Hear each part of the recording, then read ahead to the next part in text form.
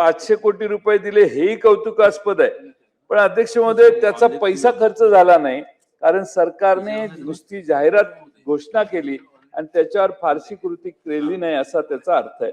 या शेतकऱ्याचं उत्पादन खर्च कमी आणि उत्पन्न वाढणं हे एकाच वेळी जर होत असेल तर आपण सरकारने त्यात लक्ष घातलं पाहिजे.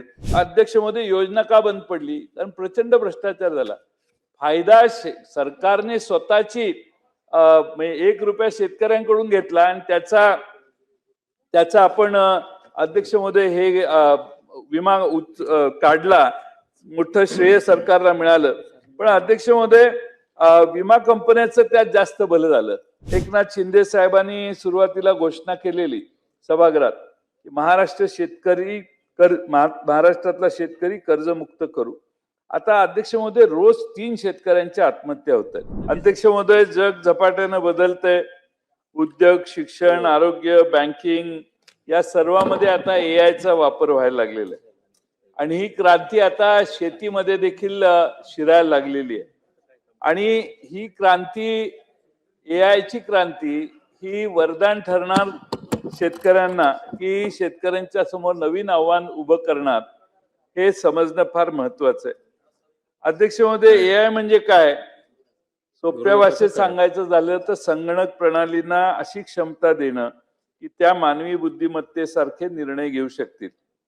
उदाहरणार्थ अध्यक्ष महोदय, जमिनीतली आर्द्रता मोजणारे सेन्सर किंवा हवामानातला अचूक होणारा अंदाज, पिकांवर रोग ओळखणारे मोबाईल ऍप, ड्रोनद्वारे पिकांची पाहणी आणि त्या सगळ्या मिळालेल्या माहितीचा वापर करून अधिक संवर्धन, अधिक वेगाने ती वनस्पती किंवा ते झाड कसं जास्त उत्पादनाकडे जाईल हे बघण्याची व्यवस्था एआयच्या मार्फत अध्यक्ष महोदय होऊ शकते. आणि मग त्याला आता किती पाणी द्यायचं, किती खत द्यायचं आणि रोगांची लक्षणं काय आहेत हे देखील आता एआय आपल्याला सांगायला लागलेलं आहे. त्यामुळं अध्यक्ष महोदय, स्वर्गीय अजितदादांनी 500 कोटी रुपयाची मागच्या वर्षी अर्थसंकल्पात तरतूद केलेली आहे. अध्यक्ष महोदय, पण या 500 कोटीतला एकही रुपया खर्च केलेला नाही अशी माझी माहिती आहे.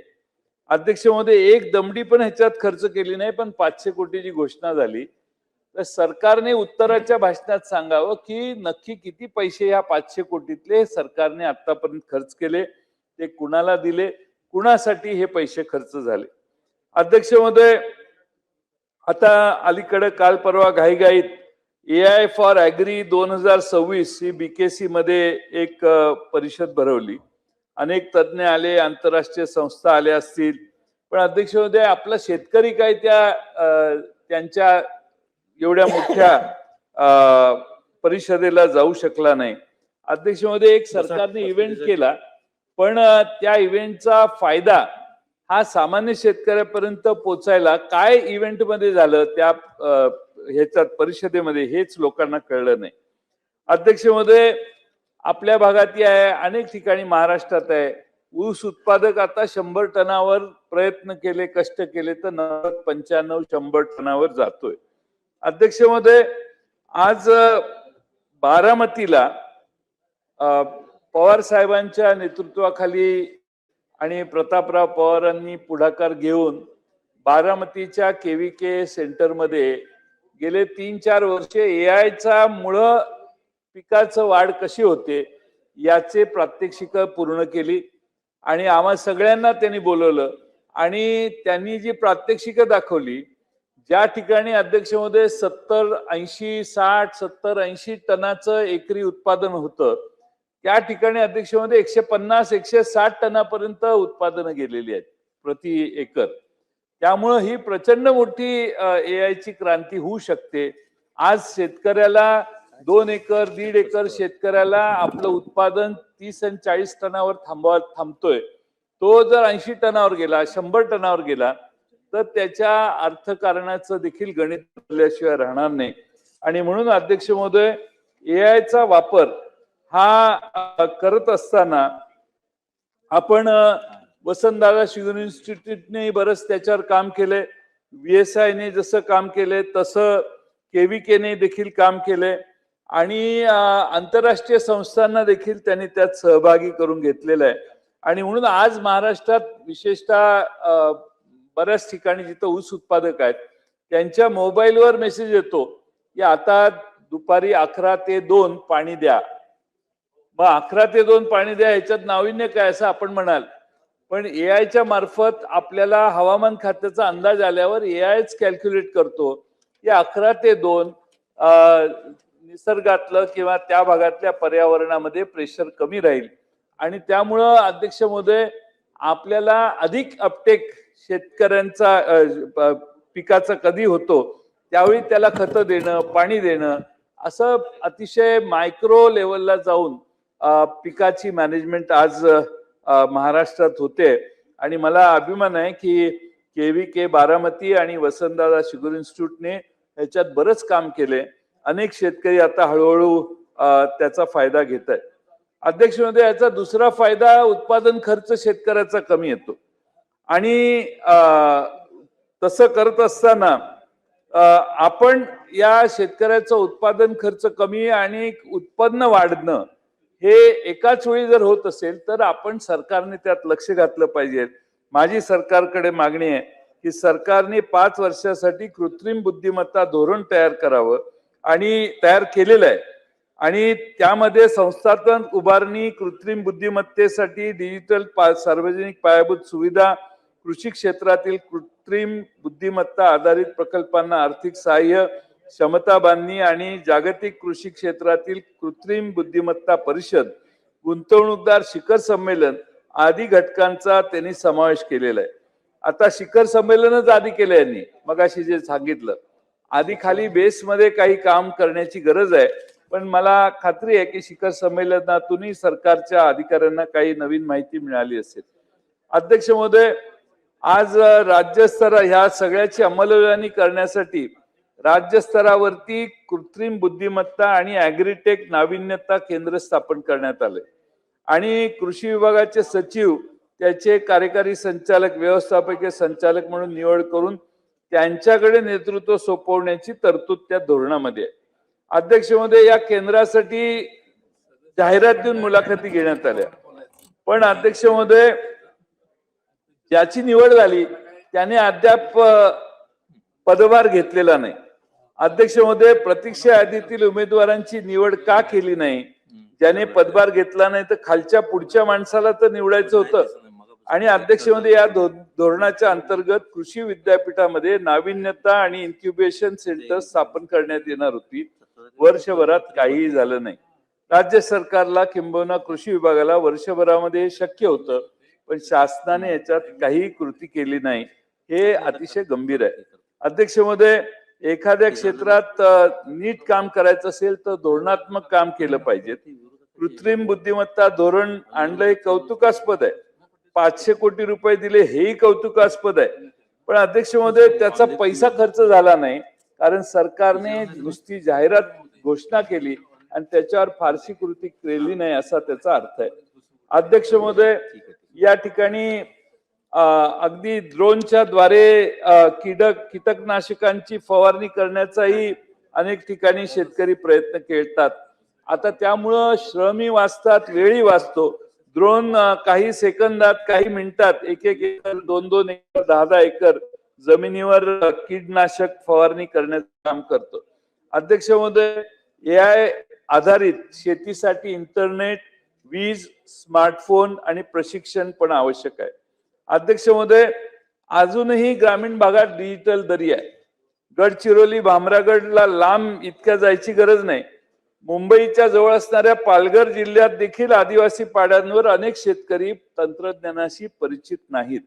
अध्यक्ष महोदय, त्यामुळे ही डिजिटल गॅप जी आहे ती भरून काढण्यासाठी शेतमजुरांना देखील याचं ट्रेनिंग कसं द्यायचं याचाही विचार आपल्याला या धोरणात करावा लागेल.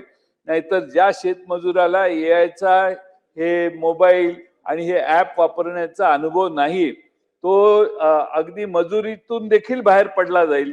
आणि जरा एक्सपर्ट असणारेच मजूर आता हळूहळू शेतीमध्ये पुढच्या 10 वर्षात यायला लागतील.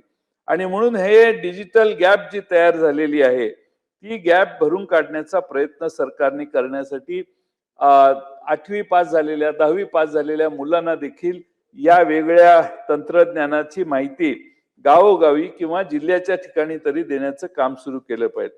अध्यक्ष महोदय, आता हवामानाचा फटका आपल्या सगळ्यांनाच बसतोय, शेतकऱ्याला देखील बसतोय आणि जर एआयचा वापर केला तर हे हवामानाचा फटका टळू शकतो आणि त्यासाठी एआयची शेती प्रचंड महत्वाची आहे असं मला वाटतं.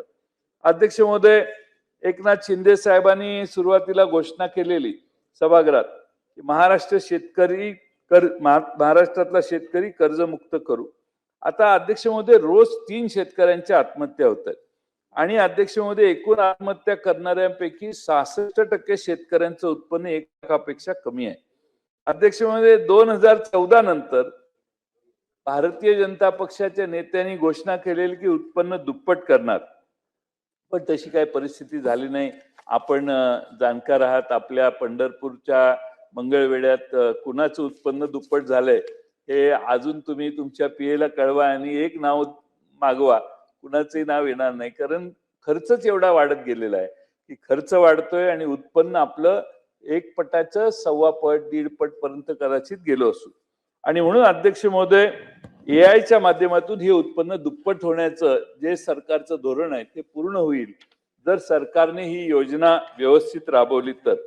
आणि म्हणून अध्यक्ष महोदय, सरकारने पुढाकार घेऊन यावर एक समिती स्थापन करावी आणि अध्यक्ष महोदय, एक चांगला आराखडा तयार करून तो अंमलात आणण्याचं काम करावं. अध्यक्ष महोदय, खरा मूळ प्रश्न आहे उत्पन्न किती काढू पण शेतमालाला भाव मिळणार का, हा महत्वाचा प्रश्न आहे. अध्यक्ष महोदय, या शेतकऱ्यांची मागणी काय?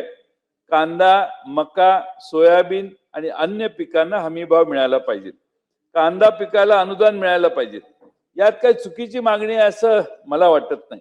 आणि म्हणून अध्यक्ष महोदय, वर बसलेलं दिल्लीतलं सरकार जे आहे त्या निर्यात धोरणावर अचानक बदल करते, शेतकऱ्यांच्या अटी शर्ती लावल्या जातात, परिणामी त्यांच्या पिकाला भाव मिळत नाही.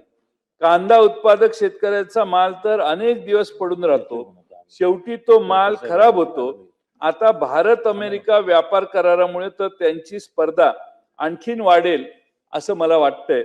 आणि त्यामुळे अध्यक्ष महोदय, कांदा उत्पादक किंवा मका उत्पादक किंवा सोयाबीन उत्पादक यांची भारत आणि अमेरिकेचा करार जर झाला की नाही साहेब, तुम्हालाही मंगळवेढ्यात फिरताना त्रास होईल. फार 0% करार आहे, म्हणजे 0 आत येताना माल 0%वर येणार आहे. आणि त्यामुळं मका येणार, सोयाबीन येणार, कांदा येणार आणि आपल्याला किती एआय केलं तरी आपलं पोचणार नाही. कारण मंगळवेढ्याचा 2 एकराचा शेतकरी आणि अमेरिकेतल्या मिनेसोटाचा 2000 एकराचा शेतकरी ह्याची स्पर्धा आहे. तुमच्या दारातली गाय 15 लिटर दूध देणार, अमेरिकेतली गाय 50 एकर 60 लिटर 70 लिटर दूध देणार. त्यामुळे अध्यक्ष महोदय, हे फार प्रचंड मोठं संकट आपल्या सर्वांच्या समोर आहे. अध्यक्ष महोदय, कृत्रिम फुलं हेही नवं मोठं आव्हान आहे आणि त्याचा वापर झालाय काल आणि आज त्याची चर्चा देखील सभागृहात झाली. अध्यक्ष महोदय, मी या ठिकाणी मुद्दामून हे सांगेन की आमच्याकडे द्राक्ष उत्पादक शेतकरी आहेत, नाशिकलाही आहेत. पाऊस आणि खराब वातावरणामुळे नाशिक, सांगली, सोलापूर, पुणे, सातारा, अहिल्यानगर इथं द्राक्ष उत्पादनाचे अतोनात नुकसान झाले. नैसर्गिक संकटानंतर आता शेतकरी मानवनिर्मित संकटात सापडलाय. चीनी द्राक्षांचं आक्रमण आता भारतावर व्हायला लागले. चीन मधून आयात होणारी मस्कत ही स्वस्त आणि दिसायला आकर्षक द्राक्ष भारतीय बाजारपेठेत आल्यामुळे स्थानिक द्राक्षांचे दर कोसळलेले आहेत. अध्यक्ष महोदय, अफगाणिस्तान आणि चीन मार्गे भारतात येणाऱ्या बेकायदा बेदाण्यावर प्रक्रिया करून तो चढ्या दराने विकला जात आहे. या काळ्या धंद्यामुळे महाराष्ट्रातील अस्सल बेदाणा उत्पादकांचे प्रचंड नुकसान आहे. आपल्याला बेदाण्याची मी वेगळी माहिती द्यायची गरज नाही. या प्रकरणी सरकारने तातडीने हस्तक्षेप करावा. केंद्र सरकारने या आयातीवर कडक निर्बंध किंवा बंदी घालण्याचा निर्देश द्यावा. आणि अध्यक्ष महोदय, मी मुख्यमंत्री महोदयांनाही हे पत्र दिलेलं आहे. मला पियुष आपले केंद्रीय व्यापार मंत्री यांचंही पत्र आलंय की पुढील कारवाईसाठी योग्य त्या विभागाला मी ते पाठवलंय. पण निर्णय अध्यक्ष नाही. गेले वर्षभर आम्ही ही बाब केंद्राच्या आणि राज्याच्या निदर्शनाला आणतोय, पण अध्यक्ष महोदय निर्णय नाही. आता 1 रुपयाची पीक विमा त्याची परिस्थिती काय झाली आपण सगळे बघताय. अध्यक्ष महोदय योजना का बंद पडली? कारण प्रचंड भ्रष्टाचार झाला. फायदा सरकारने स्वतःची 1 रुपया शेतकऱ्यांकडून घेतला आणि त्याचा आपण अध्यक्ष महोदय हे विमा काढला. मोठं श्रेय सरकारला मिळालं. पण अध्यक्ष महोदय विमा कंपन्याचं त्यात जास्त भलं झालं. विमा कंपन्याचं जास्त भलं झालं. आणि अध्यक्ष महोदय विमा कंपन्यांच्या अंतर्गत आम्हाला सरकारने एकदा माहिती द्यावी की 1 रुपयाची योजना चालू होती त्यावेळी कुठल्या कंपन्यांना किती प्रीमियम दिला आणि त्या प्रीमियम दिलेल्या कंपनीने किती परतावा दिला हे पटलावर सरकारने ठेवावं अध्यक्ष महोदय. म्हणजे आज महाराष्ट्रात एखादी XYZ कंपनी आहे, तिला जर सरकारने 2000 कोटी रुपये प्रीमियम दिला असेल तर तिने जर माघार 200 कोटी रुपये शेतकऱ्यांना नुकसान भरपाई म्हणून दिली असेल तर हे गंभीर आहे. त्यामुळे त्या काळातल्या ह्या विमा काढण्याच्या पद्धतीला थोडस तपासणी करण्याची गरज आहे आणि ती सरकारने करावी. आता सरकारने थोडस बदललंय, ट्रिगर बदलले आहेत, काढून टाकले आहेत वगैरे काल मुख्यमंत्री महोदयांनी सांगितलं. पण त्या काळातली ही चौकशी करावी अशी आमची मागणी आहे.